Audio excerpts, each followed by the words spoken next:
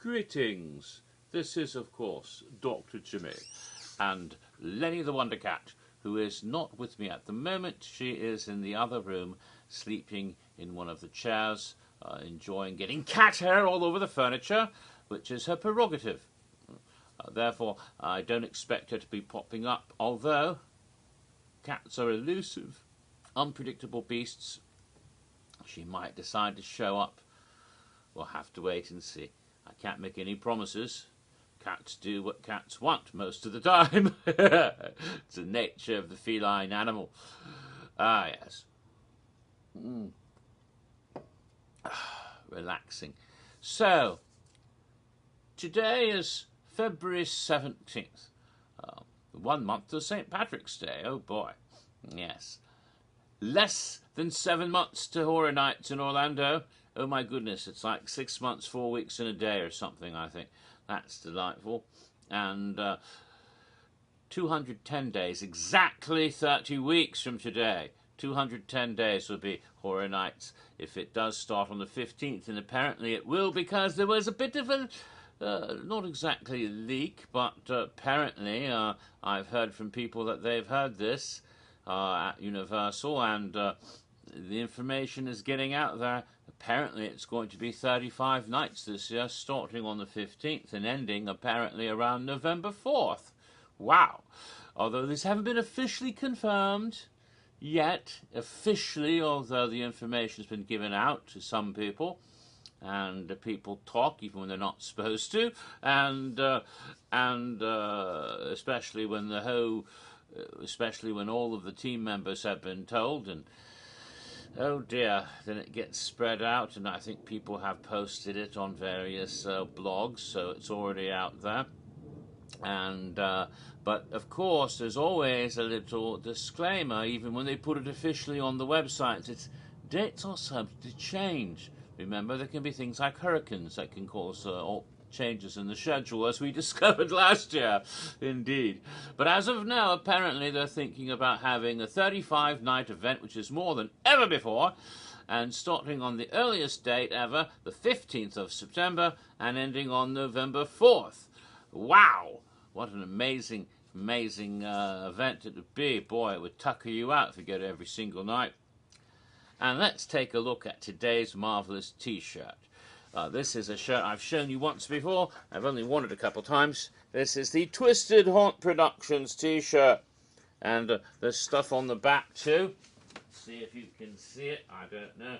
I'll try. Hopefully you can see it nicely. Go up and down a bit so you can see the back of the shirt. And it's Twisted Haunt Productions, which my friend Sean has given me the shirt and to promote it, and so I'm promoting it again. They're still doing neat stuff over at Taps and Caps pub in Longwood. In fact, they just had a Valentine's thing, a scary Valentine's thing earlier, but now on the 28th, I believe, that they're going to be doing some more stuff. Starting the 28th, they're going to have some sort of Spooky Tuesday thing. I forget what it's called, but they're going to have Scarioke. So yeah, if you have a Tuesday, you want to go to a pub and sing scary things, apparently you can go and enjoy some Twisted Tuesdays. I think that's what it's called, Twisted Tuesdays at the Taps and Caps, featuring the people from Twisted Haunts doing some spooky stuff. You don't have to wait till Halloween to have haunts, you see. And they'll be putting on scary parties. They'll probably do something for St. Patrick's next month. I wouldn't be surprised if they did. They did that last year, I think. And sounds like fun. So there's always some good local haunted stuff going on, even when Horror Nights isn't happening. So it's nice to see that. Well then, let's resume my history, which is what this is supposed to be about. The history of the event Universal Orlando Halloween Horror Nights 24, which is what it was called back in the 2014. And I've talked about all the haunted houses and most of the scare zones, but there's one scare zone left, and that was called Bayou of Blood, and it was located primarily in the Central Park area, but it was a bit more than that because they also included the main area at the top of Hollywood Boulevard between Mel's Drive-In, or Mel's Die-In, as it's usually lit up on horror nights, and on the other side the Café La Bamba by the Esoteric Gate and the Pantages Theatre, right in that little area at the top of the boulevard, was also included. And so even though they had 4 set scare zones officially that year, the year before they had 5 set scare zones officially, but they didn't really reduce the area where they had the scare zones because, you see, there were 2 zones there in 2013. There was the one at the top was the farm, and then in the park area they had woodlands. All of that was Bayou of Blood. And it was themed to voodoo. Yes, voodoo. And since I am a professor of religion, I know a bit about voodoo.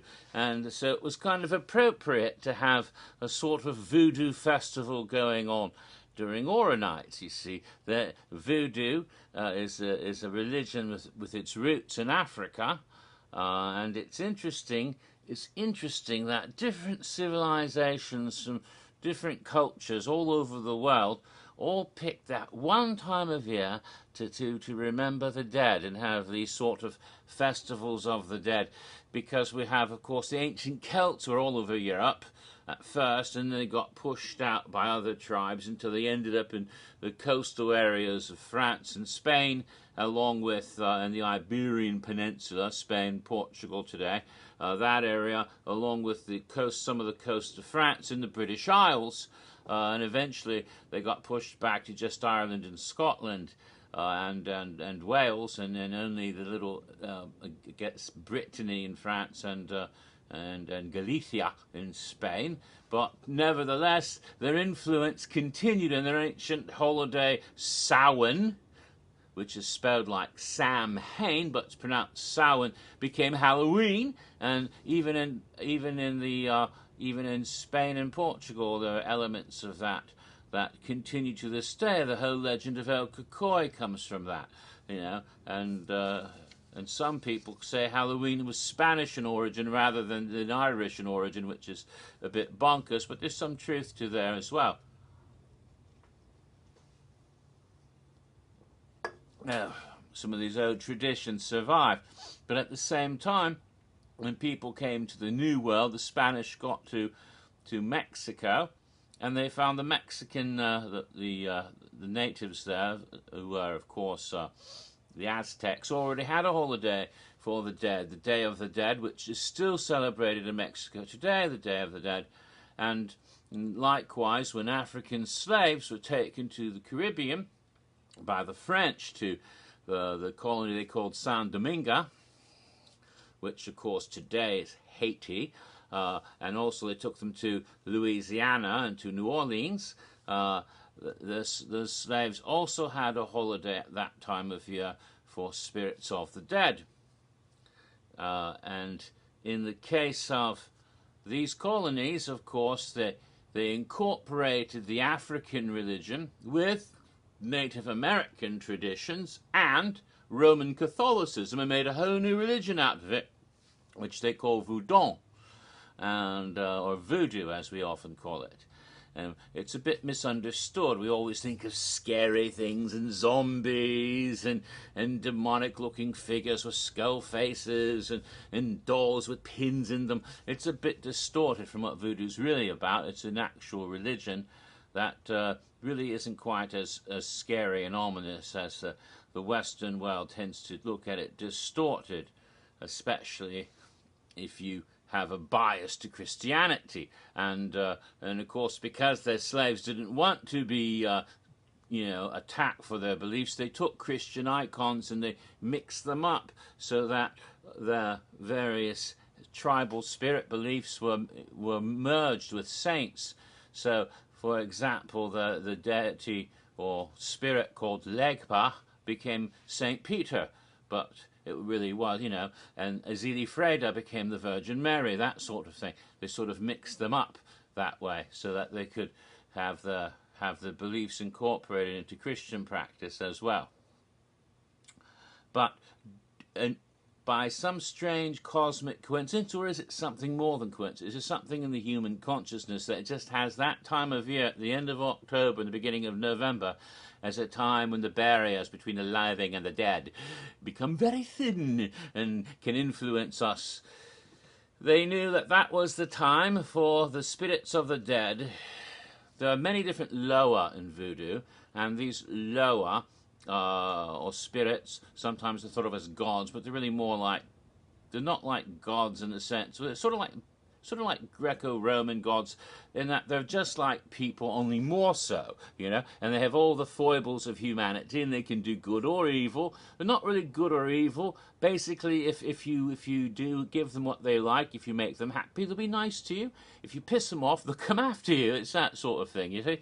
And so these lower, some of them are spirits who have always been spirits. They've always been part of the spirit world, and they sometimes come to Earth and interact with us, and very often through possession.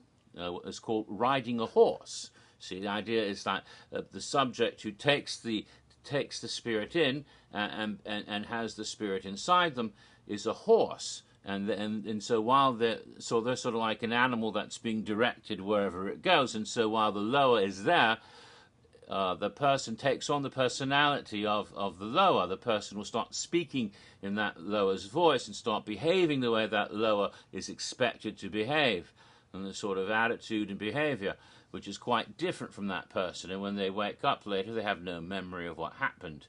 You might think, oh, demonic possession, but excuse me, have you ever been to some Christian churches where a person is filled with the Spirit and starts speaking in strange tongues and dancing? Well, the same sort of thing happens in Christianity too, except it's the Holy Spirit that takes control rather than, you know, a lower. But you see, these things are common in different religions. Well, we have here an example, these lower. So they belong to different sort of tribes of loa, sort of different family groups. The word they say in voodoo is nanchon, which is a sort of corruption in Creole of the word nation. And so there's different nations of loa, and one of them that's associated with that particular time of year, right around October and November, October 31st, November 1st, right in there, are the Gede. And the Gede are the party animals of the loa. They love life. They love dancing and singing and all the pleasures of the flesh and all the sensations of life, because, you see, all of them are dead. They're not, unlike the other loa who might be more respectable, you know, people like Legba and Chango and Azili Freda, all of those more respectable, famous loa. The Gede have been here before as humans. They were once like you and me, walking around on Earth. They died and became ghosts, apparently, but then became more than ghosts and became lower. In fact, the leader of the Gede, Papa Gede himself, is supposed to be the spirit of the very first person who ever died. I suppose from a Judeo-Christian view, you might say Abel, remember, because he's the first human being to have ever died, according to the Bible. But again, don't confuse Judeo-Christian tradition with something that comes from Africa and is a different tradition altogether originally. They might have incorporated these ideas, but Papa Gede is much older than that and goes back to other ancient beliefs. So he's the first person who ever died, and so he becomes the father of all of the spirits of the dead. The Gede then, having been dead, are associated with cemeteries and spooky iconography. So you see the guy with a top hat and the skull face in the James Bond movie, right? And or in is it the Princess Frog or whatever, the Disney cartoon, Frog Princess? That's the he dresses like that character. We see that character at Mardi Gras. We see that character, and we saw a person dressed in a very similar outfit. The top hat, tails, skull face. It was called Abaddon at the Bayou of Blood, for example. That I'm talking about. That scares her.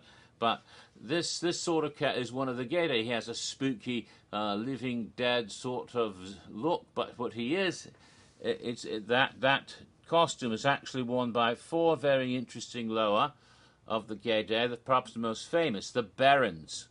The Barons. There are 4 Barons at least, and they may all be the same entity taking different identities.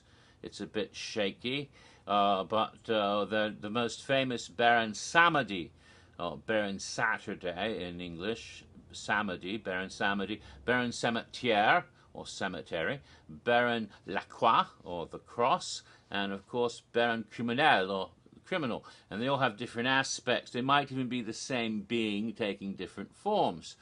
In fact, the old dictator of Haiti back in the day,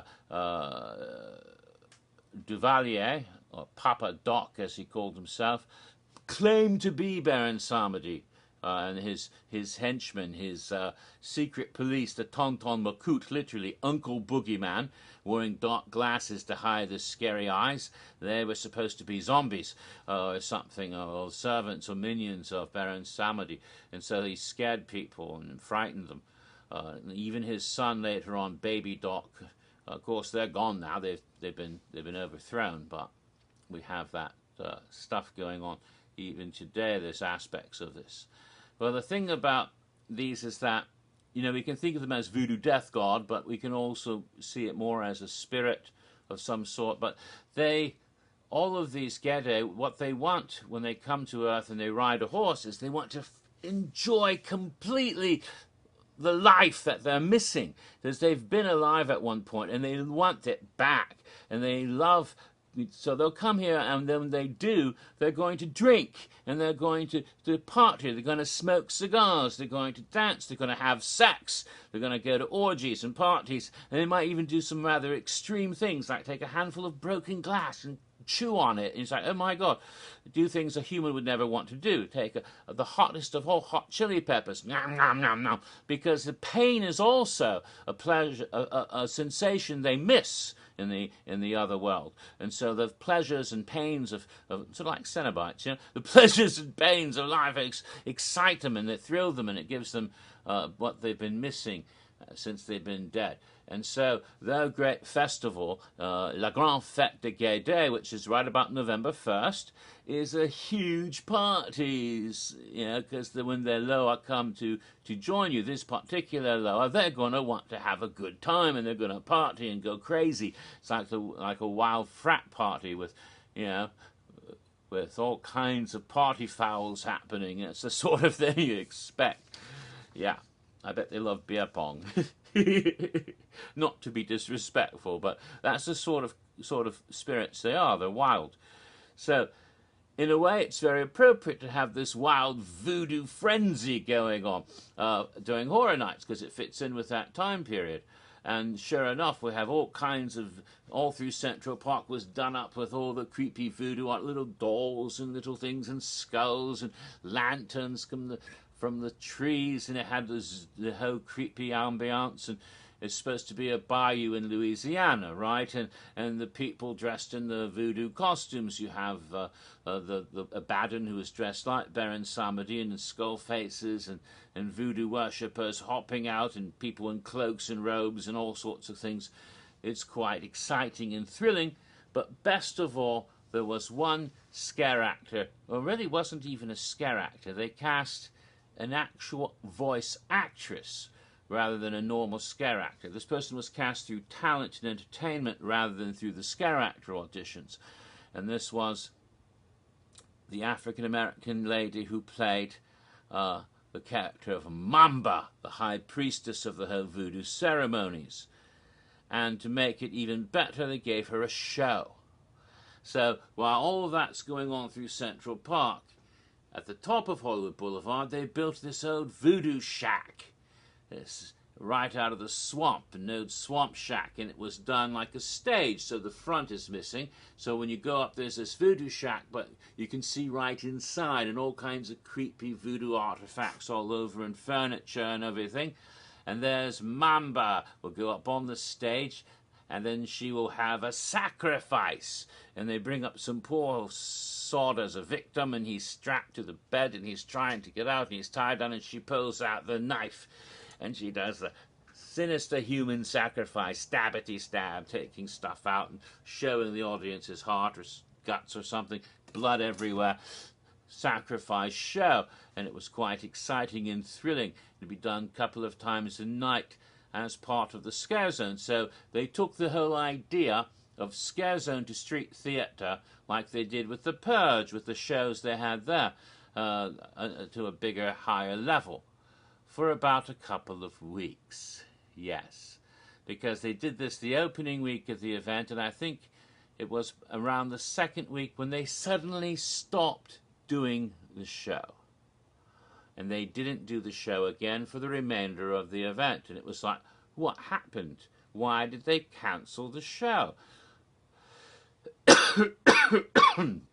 Now, this is one of those things where we've heard rumors, but we don't know 100% what the facts really are.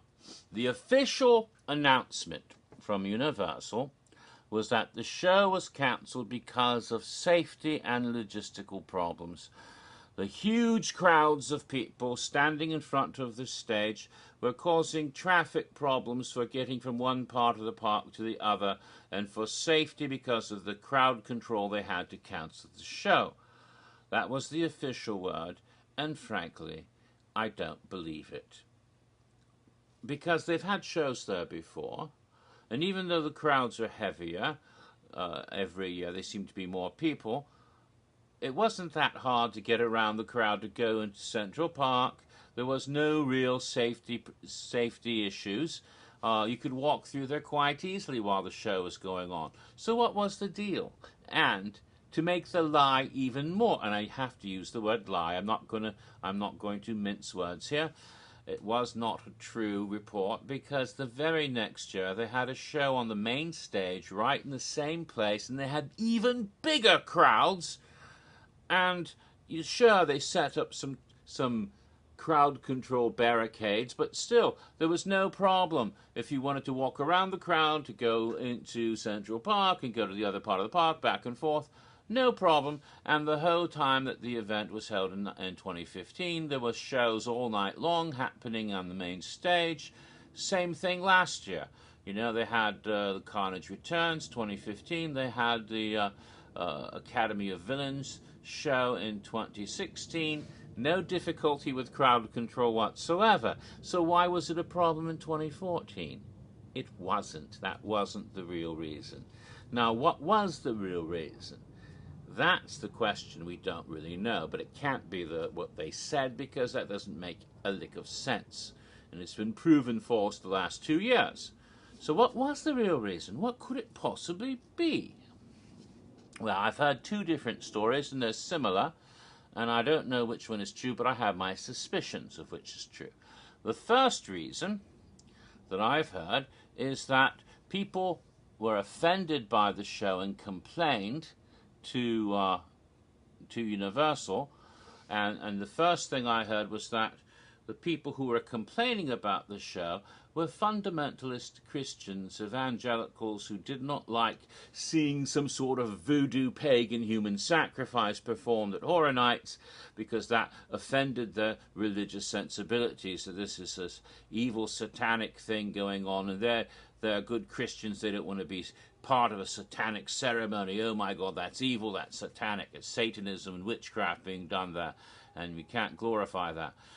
Now, aside from the fact all of Horror Nights is considered satanic by certain people who have a particular viewpoint, lots of Christians have no problem with Halloween Horror Nights, but there are those who do, and the same people who would have complained probably would have thought the whole event was evil and wouldn't go in the first place.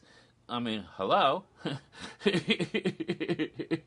Yeah, what's the difference between a voodoo show and, devils and demons, the 7 deadly sins, everything else they've had there over the years? I mean, come on. There's a different event for you guys. It's called,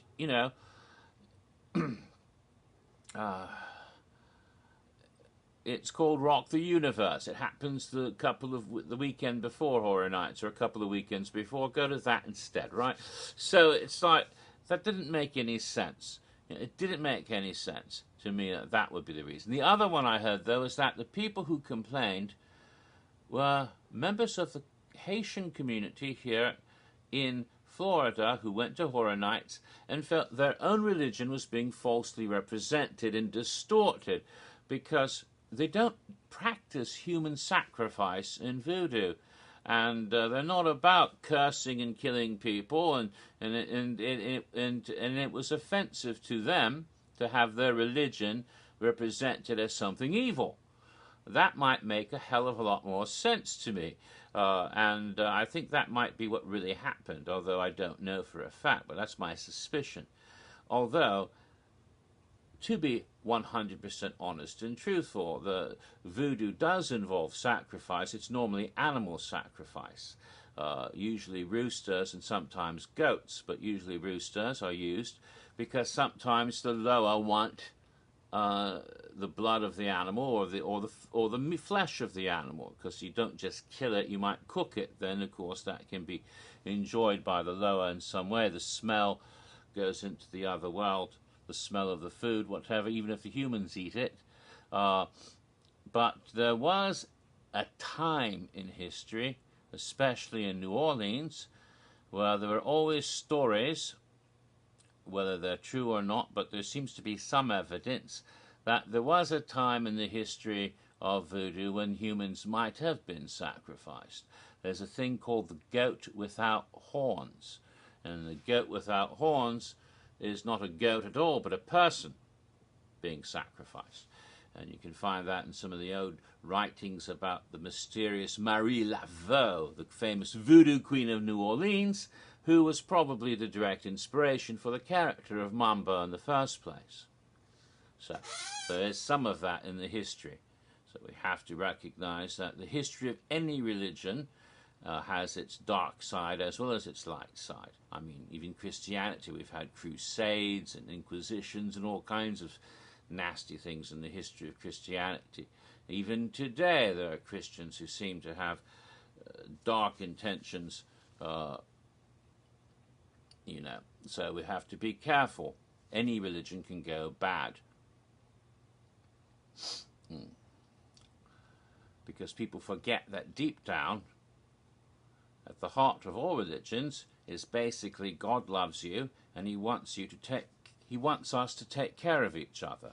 I think that's at the heart of every faith. But people tend to overlook that part and get all bent out of shape over rules. And they want to kill somebody because they don't follow the right rules, which is silly. Anyway, get past all of that. Let's go back to the actual scare zone. So the show got cancelled, but Mambo was still there, and she was still an actress getting paid as equity, I think, scale or whatever, for doing actual performances. So even though she was still just walking around the scare zone, she started performing. And so she would start interacting directly with individual guests throughout the evening. You'd see her going up and doing some stuff and talking and staying in character and entertaining people marvelously. Not just jumping out and going booga booga like a scarer, but working with the guests and talking about herself and who she is, her character, interacting with you, and it was really cool. Sort of the way Rosie the Fox Girl did, only this one was a bona fide actress, and so that was her job. She took it that as far as she could, and did a marvelous job of continuing to entertain throughout the entire course of the event. And hats off to her. She did a marvelous job. I really enjoyed, especially together with my friend Kent, and we would spend quite a lot of time with Mamba, who was a marvelous character in the zone. So let's see, where am I at? Almost at the half-hour point. That was the last of the set scare zones. Now, it seems to me that there was no official chainsaw drill team that year, although you had chainsaws maniacs in the purge zone, so that I guess made up for it. And there was no rat lady again that year, sadly. But that wasn't all that was left in the streets. In addition to the 4 set scare zones, there was something every night at the beginning of the event. An opening moment like the one they did the year before for The Walking Dead. This one was themed to the Purge. And so once again, when you gather to the main gates, just before the park opens, on that same balcony above by the VIP lounge area, a character would appear, and it would be the polite stranger from The Purge with his funny plastic mask. But I'm running out of time, so I'll have to pick up on that in part 9.